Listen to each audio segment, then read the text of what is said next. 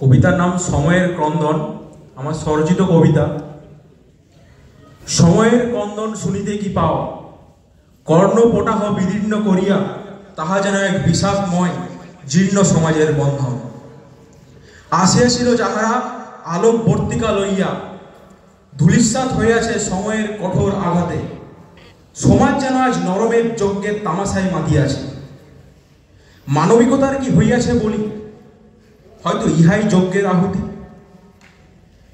হয়তো যজ্ঞ অবসানে যুদ্ধের দাওয়ামা, লোভ মোহ যেন অস্ত্র শানিত, কাম যেন তাহার বর্ম, তাই রিক্ত আজ মানুষের মর্ম। চৈতার্থের নেশায় মানুষ আজ মত্ত, সমাজবিদরা কি দিতে পারিবে ইয়া সমাজতত্ত্ব? যে শক্তির দোহাই দিয়া আসিয়াছিলাম গর্ভে, তাহাই আজ ভুলুণ্ঠিত কাম শক্তির শূন্য গর্ভে। সময় রথের চক্র কি ঘুরিবে পুনরায়, যাইবে দ্রৌপদীর বস্ত্রহরণ পর্বে।